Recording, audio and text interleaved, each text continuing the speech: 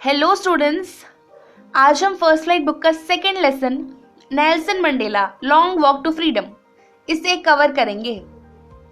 तो Nelson Mandela का नाम आपने कभी ना कभी तो डेफिनेटली सुना होगा। He was the first black president of south Africa. मैं क्यों कह रही हूँ फर्स्ट ब्लैक प्रेसिडेंट? इतनी बड़ी बात है क्या? कोई ब्लैक है तो प्रेसिडेंट नहीं बन सकता क्या? ऑफ कोर्स पहले समय में ऐसा था कि कलर के हिसाब से डिस्क्रिमिनेशन होता था। कोई इंसान वाइट है, फेयर है, उससे ज्यादा राइट्स मिलते थे as compare to the black one. ठीक है, black peoples were deprived of basic human rights. उन्हें बेसिक ह्यूमन राइट्स भी नहीं मिलते थे, तो प्रेसिडेंट बनना तो बहुत दूर की बात है। So that's why it is a big deal. इसलिए मैं कह रही हूँ he was the first black president of south Africa, जो कि एक काफी बड़ी बात थी उस समय में। तो कलर के बेसिस पे इस डिस्क्रिमिनेशन को अपार्थेड बोला जाता था, और ये अपार्थेड का सिस्टम व्हाइट लोगों ने ही इंट्रोड्यूस कराया था। ठीक है, in which blacks were deprived of basic human rights. हमें समझ आ गया? ओके। तो नेल्सन मंडेला ने पूरी लाइफ इसी चीज के लिए फाइट करी कि मुझे बेसिक ह्यूमन राइट्स चाहिए। पहले उन्हें अपने लिए राइट्स चाहिए थे, फिर उन्हें लगा कि उनके जैसे दिखने वाले सभी लोग, उन लोग के पास भी राइट्स नहीं थे। मतलब जितने भी ब्लैक लोग थे उनके पास भी बेसिक ह्यूमन राइट्स नहीं थे। सो ही थॉट कि मुझे इन सभी लोगों के लिए बेसिक ह्यूमन राइट्स चाहिए। इसी वजह से उन्होंने अपनी पूरी जिंदगी फाइट करी ताकि वो इस डिस्क्रिमिनेशन को खत्म कर सके। यही पढ़ना है हमें इस लेसन में।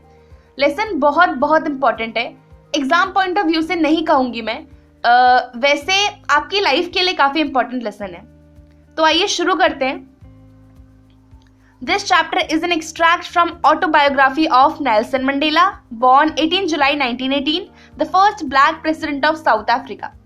ये लेसन नेल्सन मंडेला की ऑटोबायोग्राफी, जिसका नाम यही था Nelson Mandela long walk to freedom, उसका एक एक्सट्रैक्ट है।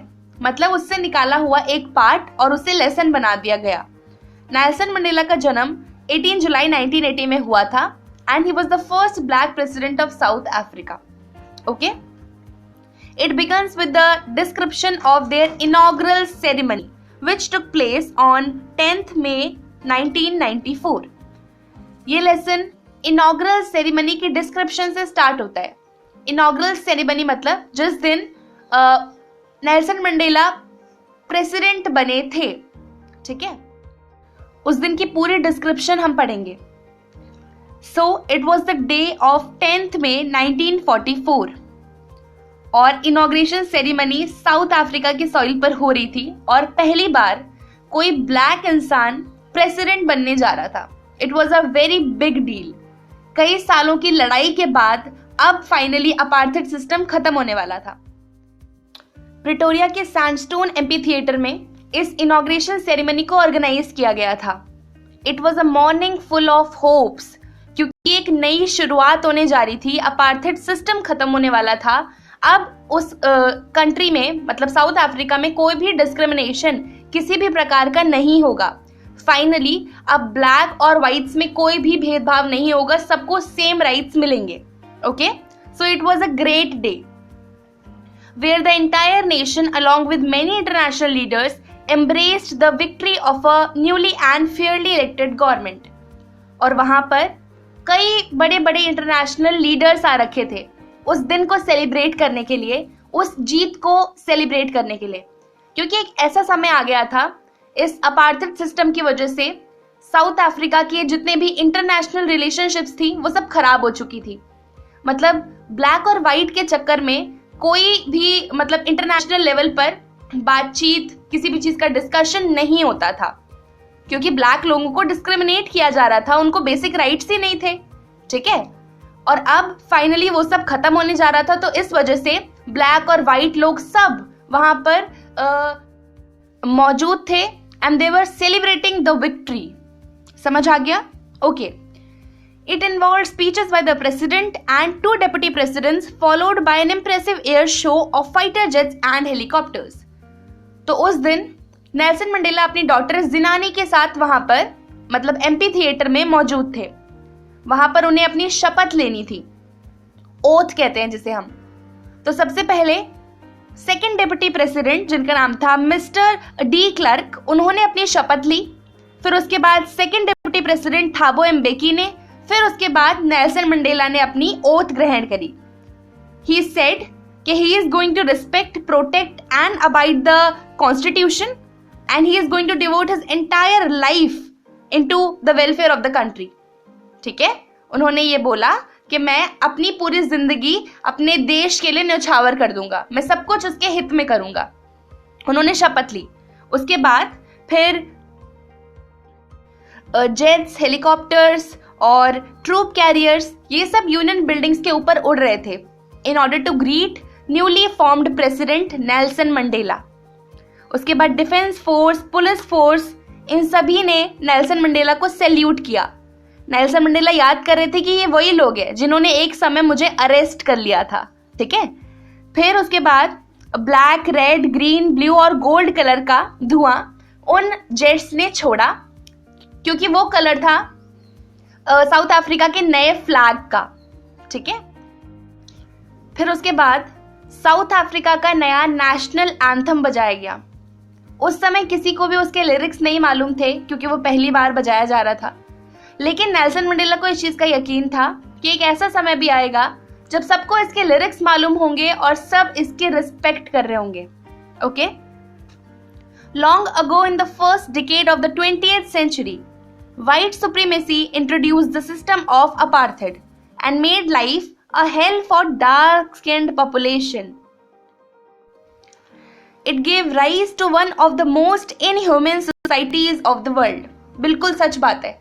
अपार्थेड की वजह से ही एक बहुत ज्यादा क्रूअल सोसाइटी का जन्म हुआ, जहां पर अगर कोई भी ब्लैक इंसान ये डिमांड करता कि मुझे बेसिक फंडामेंटल राइट्स तो दो कम से कम, उसे बहुत बुरी तरह से मारा जाता, पीटा जाता और बहुत समय तक उनको बेसिक फंडामेंटल राइट्स से भी दूर रखा गया। उनको किसी भी चीज की आजादी नहीं थी। वाइट लोगों को थी बट उनको नहीं थी। मतलब this is not a thing. आपके सिर्फ एक कलर के वजह से, मतलब एक स्किन के पिगमेंट की वजह से ये आपको इतना ज्यादा डिस्क्रिमिनेट किया जाए तो ये गलत चीज है। बट फाइनली नेल्सन मंडेला की वजह से, उनके 80 सालों की मेहनत, स्ट्रगल की वजह से फाइनली ये खत्म हो गया था। The author expressed his desire to thank all those freedom fighters who could not live to see this autumn day. So Nelson Mandela का मानना था कि कोई भी हेट के साथ जन्म नहीं लेता। ठीक है, अगर आप पैदा हुए हैं तभी, छोटे बच्चे को नहीं पता होता कि this is black, this is white, I have to hate black and love white, है ना, किसी को ये चीज पता नहीं होती। It gave rise to one of the most inhumane societies of the world. बिल्कुल सच बात है।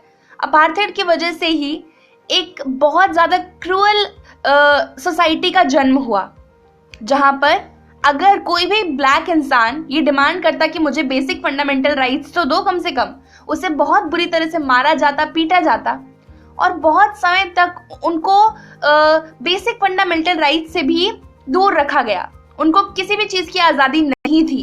वाइट लोगों को थी बट उनको नहीं थी। मतलब this is not a thing. आपके सिर्फ एक कलर के वजह से, मतलब एक स्किन के पिगमेंट की वजह से ये आपको इतना ज्यादा डिस्क्रिमिनेट किया जाए तो ये गलत चीज है। बट फाइनली नेल्सन मंडेला की वजह से, उनके 80 सालों की मेहनत, स्ट्रगल की वजह से फाइनली ये खत्म हो गया था। The author expressed his desire to thank all those freedom fighters who could not live to see this autumn day.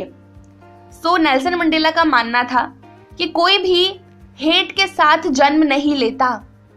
ठीक है, अगर आप पैदा हुए हैं तभी, छोटे बच्चे को नहीं पता होता कि this is black, this is white, I have to hate black and love white, है ना, किसी को ये चीज पता नहीं होती। You are not born with hate, you are not born with hating colour, skin, background, religion. तुम ये सब सीखते हो सोसाइटी से। ठीक है, फिर उसके बाद आप उस चीज को फॉलो करने लग जाते हो। आप सोसाइटी से सीखते हो कि इन सब चीजों में डिस्क्रिमिनेशन है, आप उसे फॉलो करते हो। जैसे आप डिस्क्रिमिनेशन सीख रहे हो वैसे ही आपको प्यार करना भी तो सिखाया जा सकता है, भाईचारे से रहना भी सिखाया जा सकता है, एक दूसरे की मदद करो ये भी सिखाया जा सकता है। This was the idea of Nelson Mandela. वो यही मानते थे कि अगर हम डिस्क्रिमिनेशन सिखा सकते हैं तो they could be taught to love. तो जेल में मुश्किल समय में, मतलब जब नेल्सन मंडेला ने इस चीज के खिलाफ आवाज उठाई कि मैं एक ह्यूमन बीइंग हूँ, मेरे भी कुछ बेसिक फंडामेंटल राइट्स हैं, आप कौन होते हो मुझे उन राइट्स से दूर रखने वाले। जब उन्होंने ये चीज एक्सप्रेस करी तब उन्हें उठाकर सीधा जेल में डाल दिया गया एंड ही वॉज ट्रीटेड ब्रूचुअली। उनके साथ बहुत खराब तरह से पेश आया जाने लगा। लेकिन उस मुश्किल समय में उन्होंने एक गार्ड में, मतलब उनके प्रिजन के एक गार्ड में, उन्होंने अपने लिए थोड़ी सी काइंडनेस और ह्यूमैनिटी देखी और इस चीज ने नेल्सन मंडेला को बहुत ज्यादा मोटिवेट किया। वो अड़े रहे अपनी बात पे कि मुझे बेसिक ह्यूमन राइट्स चाहिए। मतलब कि अगर सोसाइटी आपको, आपके दिमाग पे कुछ डाल रही है, आपको कितना ही क्रूअल बना रही है, बट स्टिल आपके अंदर कहीं ना कहीं कुछ ना कुछ काइंडनेस रह ही जाती है। So that's why he believes that human beings are meant to love not to hate. इस वजह से वो चाहते थे कि ये डिस्क्रिमिनेशन ये सब खत्म हो जाए और हम सब मिलकर खुशी से अपनी कंट्री में रहें। ठीक है। So he expressed his desire to thank all those freedom fighters who could not live to see this autumn day. वो उन सभी फ्रीडम फाइटर्स को थैंक यू बोलना चाहते हैं जिन्होंने अपनी पूरी जिंदगी इसी सिस्टम के लिए, अपार्थेड को हटाने के लिए जिन्होंने अपनी पूरी जिंदगी डिवोट कर दी, जिन्होंने पूरी लाइफ लड़ाई करी, स्ट्रगल करी ताकि उन्हें बेसिक ह्यूमन राइट्स मिल पाए। और फाइनली आज के दिन नेल्सन मंडेला अपार्थेड और सभी डिस्क्रिमिनेशन को जड़ से खत्म कर पाए हैं। So he want to thank all the people जिन्होंने भी इस चीज में पार्टिसिपेट किया, इस चीज को रोकने में थोड़ा सा भी योगदान दिया।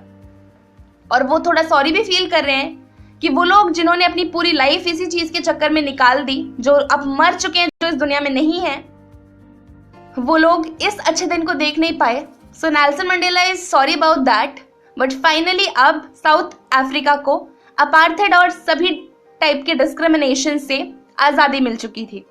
ठीक है। He referred to the citizen as the greatest asset of the country. Asset मतलब होता है खजाना। तो वो कहते हैं कि भले हमारी सॉइल में कितने ही मिनरल्स हों और कितने ही जेम्स हो, भले डायमंड्स हों, लेकिन एक कंट्री के लोगों से उसकी पहचान होती है। एक कंट्री अच्छी है, सफल है, तो सिर्फ उसके लोगों की वजह से, अगर पिछड़ी है तो भी उसके लोगों की वजह से। That's why he says that greatest asset of the country are its citizens. लोगों की वजह से ही एक कंट्री की पहचान होती है और अच्छे लोग ही एक कंट्री के खजाने होते हैं। ठीक है। It is these people he gathered his courage from. And he says जितने भी फ्रीडम फाइटर्स हैं वो लोग जिन्होंने अपनी पूरी जिंदगी गंवा दी फ्रीडम के अगेंस्ट लड़ते लड़ते लड़ते लड़ते, इन्हीं लोगों से उन्हें एक साहस मिला, एक करेज मिला। ठीक है। जब वो छोटे थे he was free to run in fields around his mother's hut, he was free to swim in clear water, he was free for everything. जब तक वो छोटे थे। लेकिन जैसे ही वो बड़े हुए ही रियलाइज्ड कि उनके बचपन की freedom was just an illusion और अब he is deprived of his basic fundamental rights. ठीक है। जब वो बड़े हुए, पढ़ने लिखने लगे, he wanted freedom for himself. ठीक है। He wanted to stay out in night, he wanted to read what pleased him, he wanted to go wherever he choose. उन्हें इन सब चीजों के लिए फ्रीडम चाहिए थी। लेकिन एक समय ऐसा आया जब उन्हें ये चीज भी रियलाइज हुई कि वो सभी लोग जो नेल्सन मंडेला की तरह दिखते हैं, मतलब जो भी लोग ब्लैक हैं, they all are deprived of those basic fundamental rights. अब नेल्सन मंडेला को सिर्फ अपने लिए राइट्स नहीं चाहिए थे, उन्हें सबके लिए राइट्स चाहिए थे। इसलिए उन्होंने अपनी लड़ाई शुरू करी और finally he won. Okay.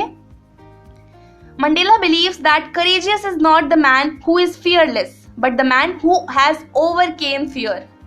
Nelson Mandela इस चीज में बिलीव करते थे कि करेजियस कौन है, हम साहसी किस इंसान को कहेंगे। वो नहीं जिसे डर को देख के डर ही नहीं लगता, बल्कि वो इंसान जिसे डर से डर लगता है लेकिन उसे पता है कि उस डर को ओवरकम कैसे करना, उस चीज से बाहर कैसे निकलना है। समझ रहे हैं आप?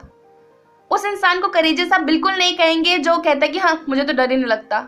नहीं, बल्कि वो इंसान जो जानता है कि मुझे उस डर वाली सिचुएशन में कैसे एक्ट करना है, क्या करना है, कैसे उस चीज से बाहर निकलना है, वो ही असली करेजियस इंसान है. He is to believe this. He also mentioned the two responsibilities every human has and how in order to fulfill his obligation towards the society, his obligation towards his family was neglected. Nelson Mandela ने यह भी बताया कि हर एक इंसान की कुछ responsibilities होती हैं, फैमिली की तरफ, सोसाइटी की तरफ, लेकिन इन रिस्पॉन्सिबिलिटीज को आम लोग आसानी से निभा सकते हैं, लेकिन साउथ अफ्रीका के लोग बिल्कुल भी नहीं. साउथ अफ्रीका में ये करना आसान नहीं था. He was not free. Even nobody was free to do anything. जितने भी ब्लैक लोग थे वो कुछ नहीं कर सकते थे अपनी मर्जी का, ठीक है. They were deprived of basic human rights.